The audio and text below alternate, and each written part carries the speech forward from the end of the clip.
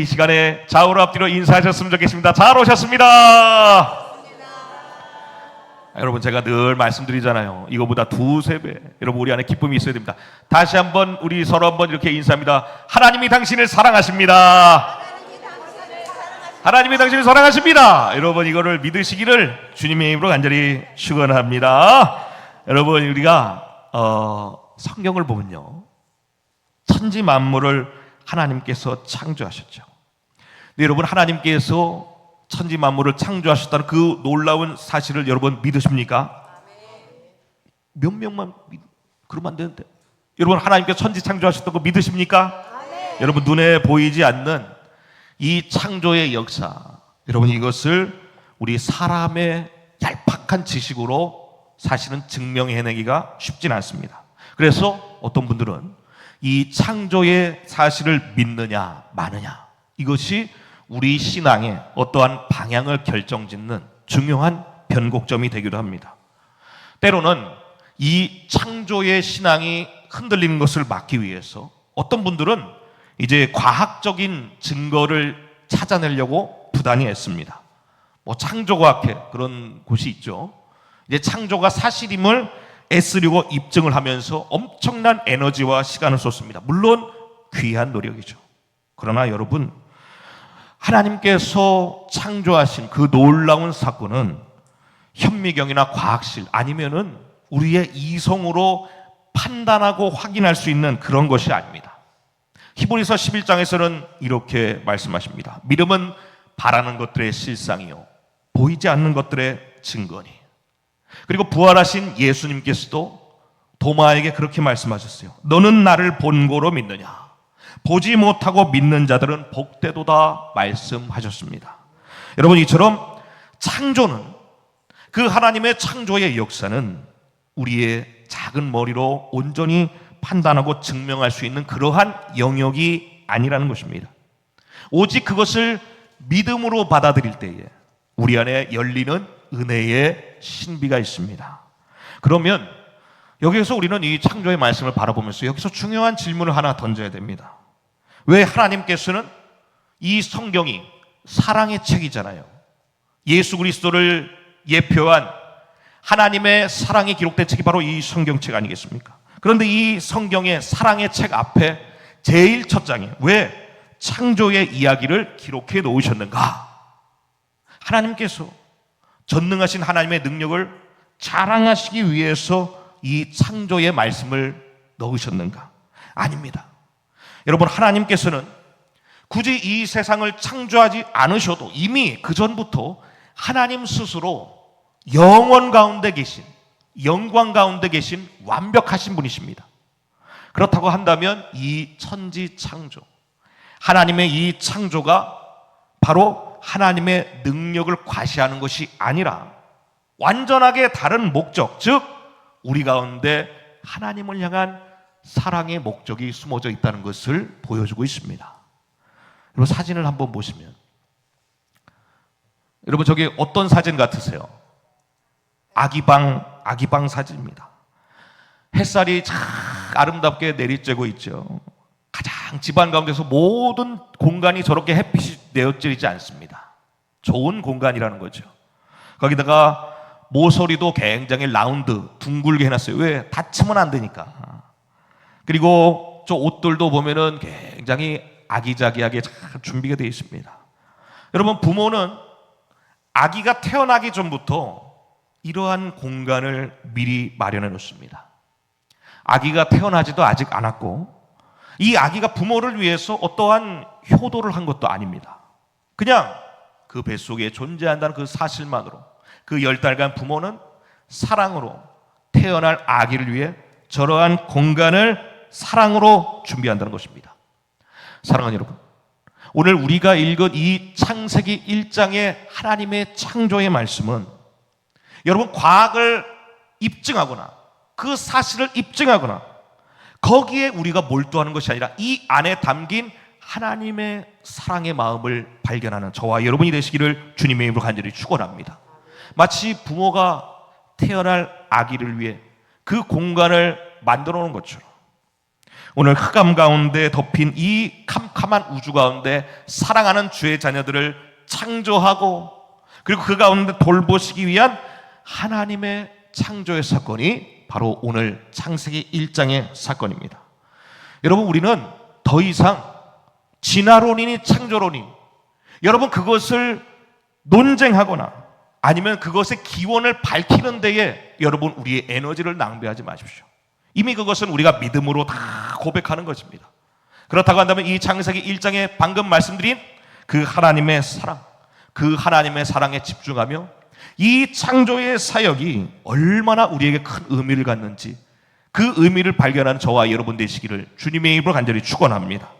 여러분, 오늘 말씀에도 보면은 부모가 아기 방을 준비하듯이 하나님께서 어떻게 하세요?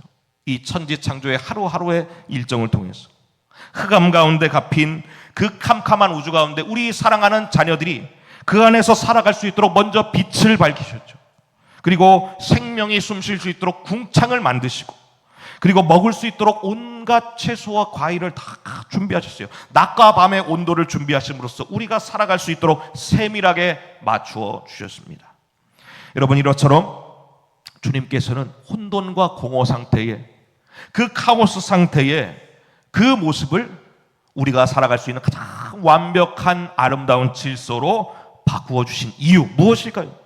바로 저와 여러분을 살게 하심 위였습니다. 여러분, 오늘 이 시간에 태초에 하나님이 천지를 창조하시다. 여러분, 이 말씀이 수천 년 전에 있었던 그런 낡은 이야기가 아니라 이 시간에도 나를 위해 역사하시는, 그래서 나를 위해 우주를 창조하신 그 하나님의 사랑을 발견하는 귀한 말씀이 되기를 주님의 이름으로 간절히 축원합니다. 그렇다고 한다면 오늘 이 주님의 창조에 대해서 우리가 정확하게 알아야겠죠. 주님의 창조는 어떻습니까? 첫 번째, 주님의 창조는 차원이 다른 창조입니다. 차원이 다른 창조예요. 오늘 성경의 가장 큰 위대한 첫 문장이 뭐냐? 바라라고 하는 단어입니다. 여러분, 원래 성경이 창세기, 우리는 창세기라고 말을 하지만 창세기라고 하지 않으세요. 원래 뭐라고 합니까? 그 문장의 가장 처음이 성경의 제목입니다. 베레시투 바라 엘로힘, 바라, 창조라는 뜻이죠. 여러분, 이 창조라고 하는 것은 여러분, 하나님께서 하는 창조와 사람이 하는 창조가 다르다는 것을 우리가 알아야 됩니다. 사람이 하는 창조는 무엇입니까? 하나님이 하는 창조를 바라라고 하고요, 사람이 하는 창조를 아사라고 합니다. 아사라고 하는 창조는 무엇일까요? 여러분, 우리도 뭔가를 창조할 수 있을까요? 만들 수 있겠죠. 만들어낼 수 있겠죠. 우리 지난번 임대영 집사님 그 나무에서 엄청난 조각품들이 나오지 않습니까? 여러분, 그 예술품들이 나오는데 사람은 무언가를 창조한다고 할 때 반드시 재료가 있어야 됩니다. 사람은 재료가 있어야 돼요. 나무가 있어야 책상을 만들고, 빵도 어떻게 만들어요? 없는 가운데 빵이 나타나나요? 아니에요. 밀가루가 있어야 빵을 만들 수가 있습니다. 여러분, 이처럼 사람의 창조는 이미 존재하는 것을 깎고 다듬고 형태를 변형해서 그렇게 만드는 사람의 창조, 아사라고 합니다. 그런데 하나님의 창조는 차원이 다르죠. 아무것도 없는 곳에서, 아무것도 들리지 않은 곳에서 오직 하나님의 말씀 하나만으로 그 모든 생명의 질서의 물감을 그 혼돈의 캠퍼스 위에 뿌리셔서 아름다운 질서의 창조를 만들어 놓으셨습니다. 여러분, 하나님의 창조, 이 바라라고 하는 단어는 놀랍게도 하나님 한 분에게만 쓰이는 그러한 창조적인 단어입니다. 그렇다면 이 하나님의 창조가 수십억 년 전에 우주가 태어났을 때 그 일어났던 단 한 번의 사건이었는가? 없던 것에서 만들어내신 하나님의 창조는 그때 그 창세기 1장의 사건뿐이었는가? 그렇지 않죠. 이미 역사 가운데도 있고 저 여러분의 인생 가운데도 하나님의 이 창조의 역사는 계속해서 이어지고 있습니다. 여러분, 성경의 아브라함을 우리가 한번 바라보십시오. 그가 100세의 나이, 아내의 나이도 90세였습니다.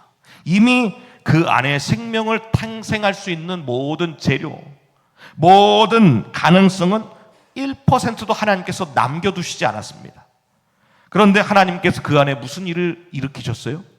그 아무것도 없는, 생명을 기대할 수 없는 상황 가운데 하나님께서는 이삭이라는 놀라운 생명을 창조하셨습니다. 그래서 사도 바울이 이 사건을 보고 뭐라고 고백했냐?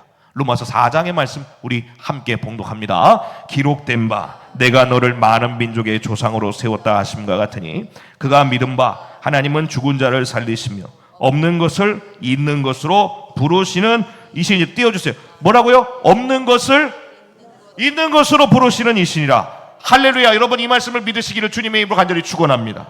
우리 인생 가운데 메마른 기쁨들이 있어요.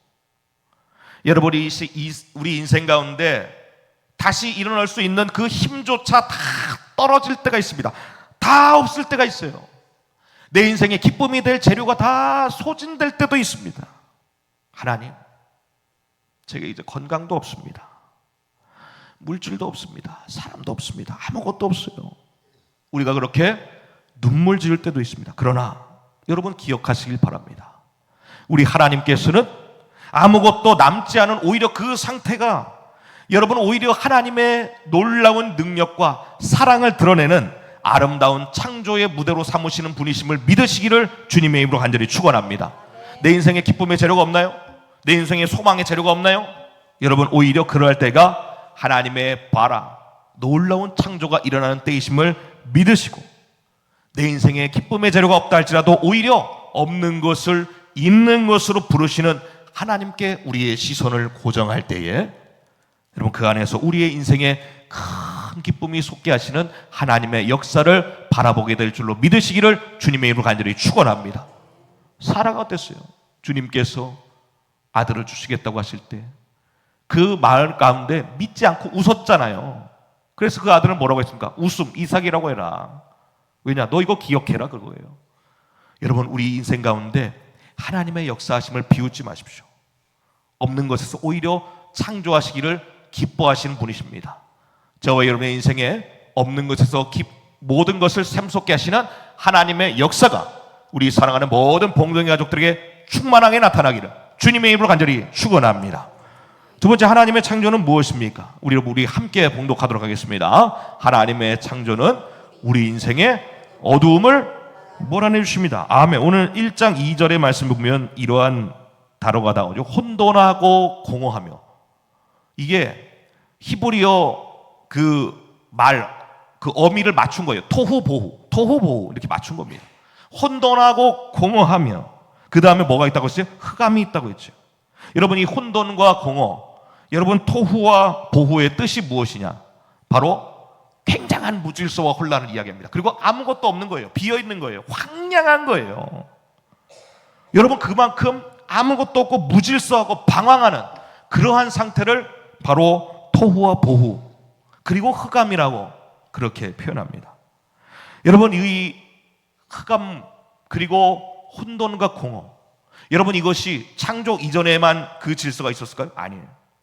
지금 우리 가운데에도 이러한 혼돈과 공허가 저와 여러분의 인생 가운데 나타날 때가 참으로 많습니다. 여러분 무언가 열심을 내다가 방향을 바라보고 가다가 그것이 좌절될 때가 있어요. 어디로 가야 될지 길을 잃어버리고 방황할 때가 있습니다. 성경에서 토우라고 할 수 있죠. 또한 우리 인생 가운데 아무리 물질과 사람으로 채워져도 때로는 그것이 결단코 채워지지 않는 우리 안에 헛헛함이 있죠. 이것이 빠져 있는 것입니다. 그리고 그 앞날 여러분 우울증 제가 왜 온다고 했어요? 마음 가운데 돌파구가 보이지 않을 때 그때 우리 영혼 가운데 우울함이 막 찾아오지 않습니까? 내 인생 어둡다고 표현하지 않습니까? 지금 내 인생의 상황이 나아질 것 같지 않다고 생각했을 때 여러분 우리 인생 가운데 두려움이 있는 거예요.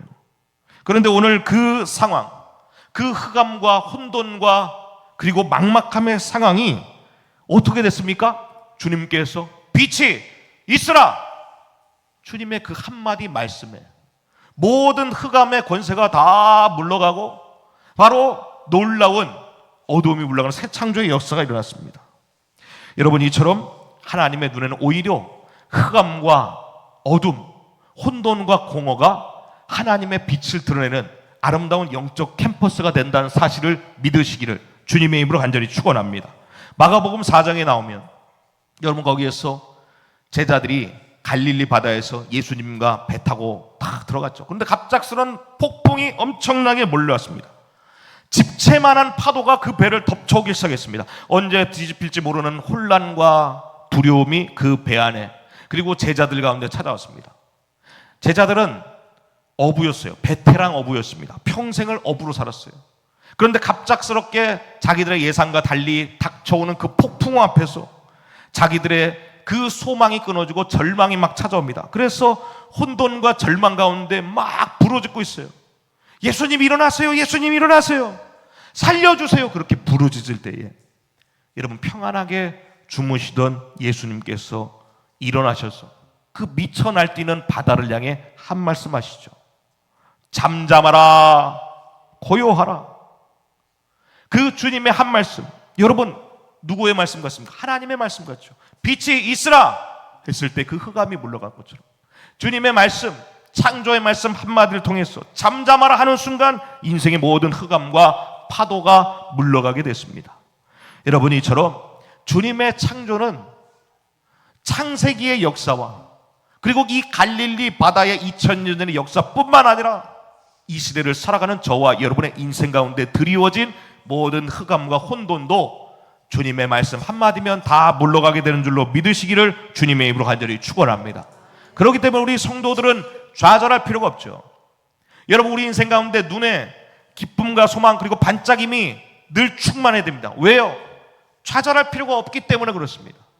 혼돈과 공허라고 할지라도 그것을 물러가게 하시는 하나님의 말씀과 역사가 있기 때문에 여러분, 그 하나님의 놀라운 말씀이 우리 인생에 드리워진 각자의 상황 가운데, 모든 상황 가운데 다른 어둠들이 있지만 그 모든 어둠들을 물러가게 하시는 하나님의 은혜가 반드시 임하게 될 줄로 믿으시기를 주님의 이름으로 간절히 축원합니다.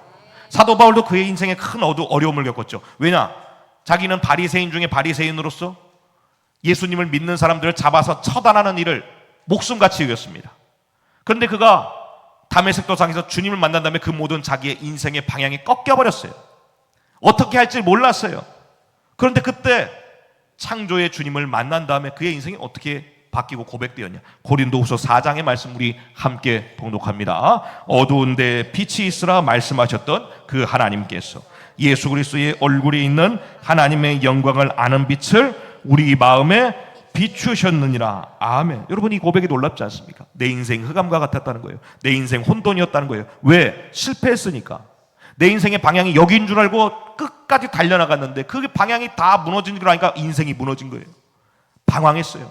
혼돈 가운데 있었어요. 그러나 그 모든 흑암을 물리치시는 주님의 음성이 사도 바울의 마음을 때렸습니다. 그 결과 사도 바울의 인생이 100% 변하죠. 마음 가운데 기쁨과 소망이 넘쳐나죠. 빌립보서의 말씀에 보면 기뻐하라, 기뻐하라, 항상 기뻐하라. 그가 옥에 갇혀 있는데도 기뻐하라 그랬어요. 빌립보서에 30번 넘게 나오잖아요. 그의 마음 가운데 모든 흑암이 물러갈 때에 그 안에는, 그 자리는 하나님이 주시는 기쁨이 머물게 될 줄 믿으시기를 주님의 이름으로 간절히 축원합니다. 내 인생에 흑암의 상황이 있나요? 여러분, 두려워하지 마세요. 하나님 앞에 간구하시길 바랍니다. 그러면 그 하나님의 말씀과 은혜가 여러분의 인생에 머물고 있는 모든 흑암의 요소 물러내고 내 인생에 기쁨과 소망이 넘치게 될 줄로 믿으시기를 주님의 이름으로 간절히 축원합니다. 마지막으로 우리 주님의 창조는 어떠한 창조냐? 우리 함께 봉독합니다. 우리를 돌보시기 위해 모든 것을 창조하셨습니다. 아멘. 오늘 2절 하반절을 한번 보시죠. 우리 함께 봉독합니다. 하나님의 영은 수면 위에 운행하시니라. 아멘. 여러분, 여기에서 운행이라는 단어가 굉장히 중요합니다. 운행이라는 단어, 메라헤벳이라는 단어거든요. 이 메라헤벳 단어가 여러분, 우리가 그 수면 위에 운행하시느니라 그냥 이렇게만 보면 주님의 영이 그냥 이렇게 그냥 뭐 불손한 표현이지만 그냥 막 이리저리 그냥 다니시는 것, 그냥 그렇게만 느껴지잖아요. 그게 아닙니다. 이 목적이 있었다는 거예요. 이 운행의 목적이 뭐냐? 보호하며 맴돌다라는 뜻입니다. 여러분, 이 메라헤펫이라는 단어가 똑같이 쓰인 성경의 구절이냐? 신명기 32장의 말씀이에요. 거기서 독수리 날개 초르는 그 날개 있잖아요. 그 독수리가 자기 새끼를 돌보기 위해 다 선회하면서 쭉 돌아다니는 모습을 묘사합니다. 거기에서 그 새끼를 보호하기 위해, 알을 보호하기 위해 그 곳을 지키고 맴도는 그 모습이 바로 메라헤펫, 오늘 수면 위에 운행하시니라.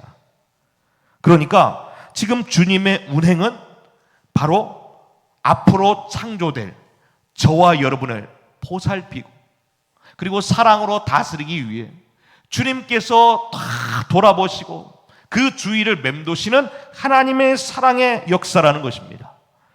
여러분, 이사야서 45장 18절에도 보면 이 창조의 의미가 정확하게 나오죠.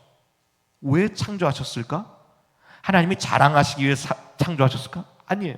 우리 함께 봉독합니다. 대저 여호와께서 이같이 말씀하시되 하늘을 창조하시니 그는 하나님이시니 그가 땅을 지으시고 그것을 만드셨으며 그것을 견고하게 하시되 혼돈하게 창조하지 아니하시고 사람이 거주하게 그것을 지으셨으니 나는 여호와라 나 외에 다른 이가 없느니라. 아멘.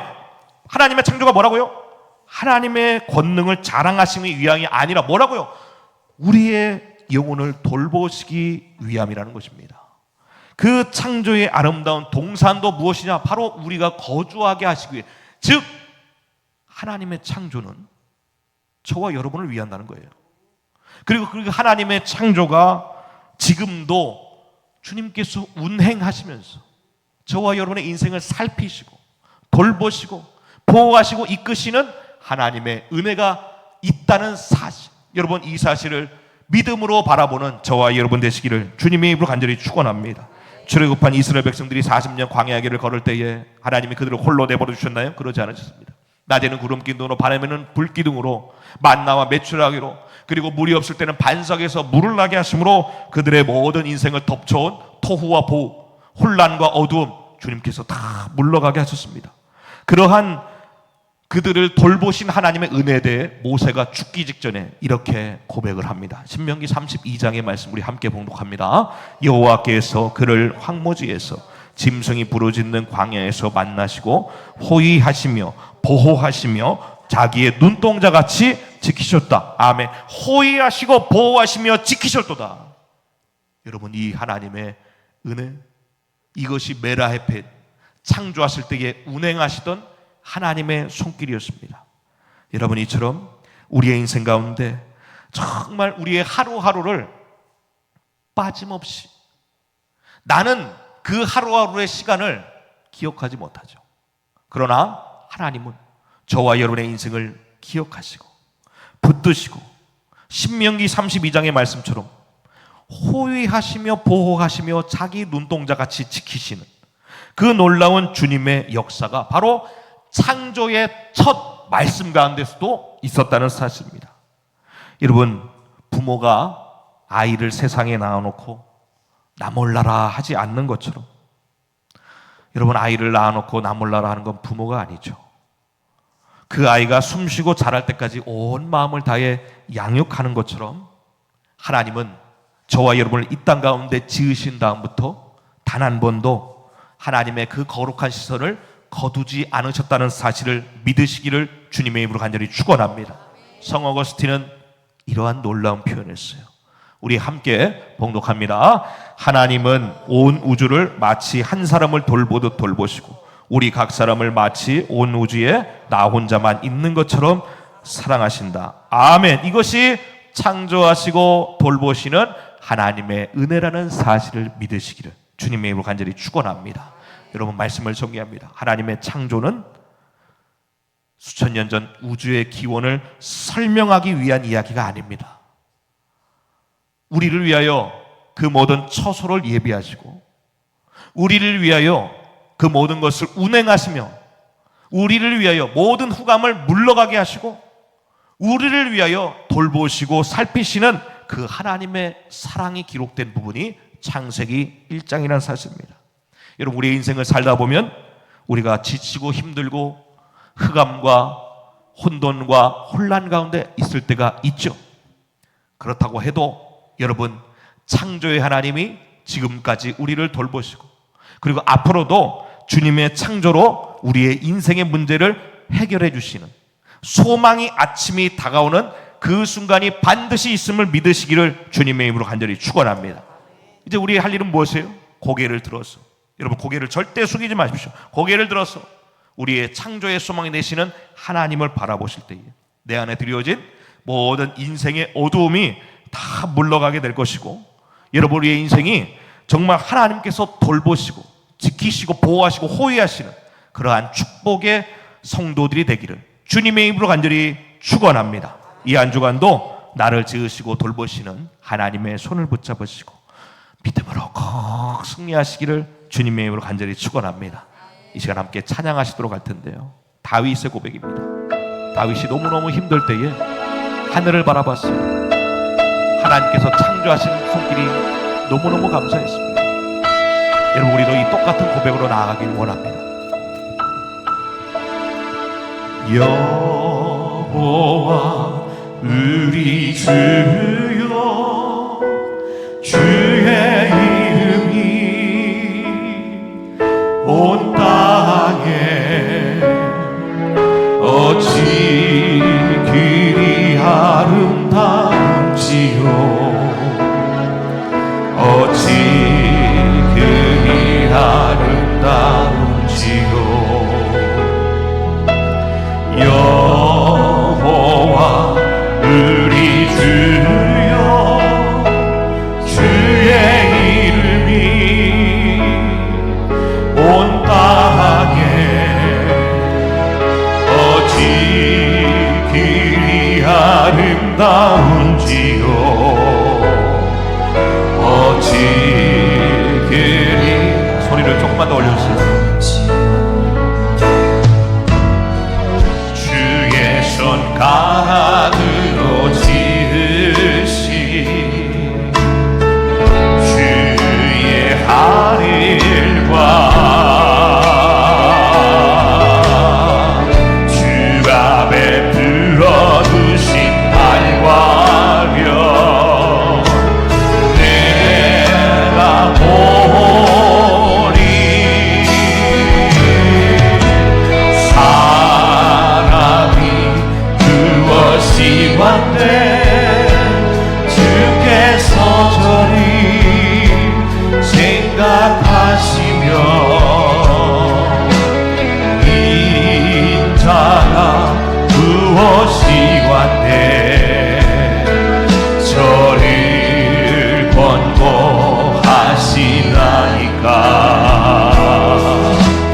여호와 우리 주여, 주의 이름이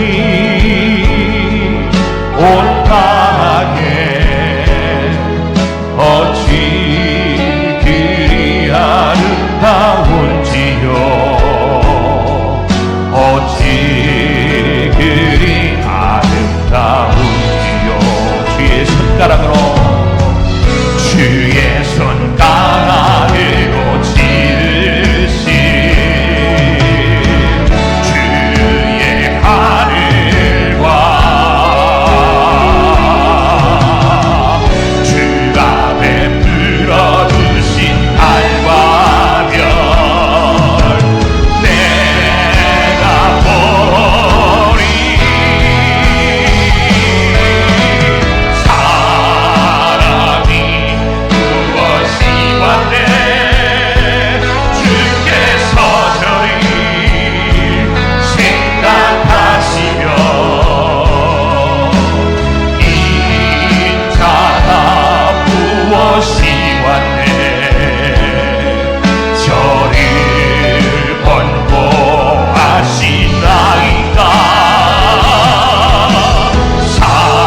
사람이 무엇이완데 주께서 저리 생각하시며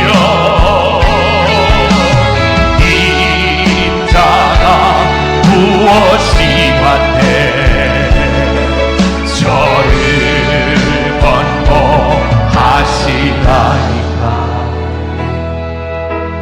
사람이 무엇이완데 주께서 저리 생각하시며 인자가 무엇이완데 저를 권고하시나이까.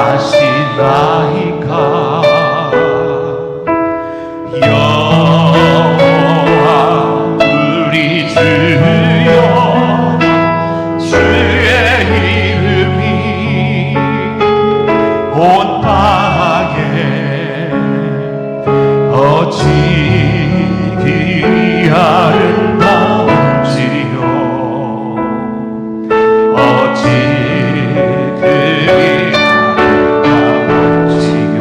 여호와 우리 주여, 여호와 우리 주여, 주의 이름이 우리의 심령에 온 땅에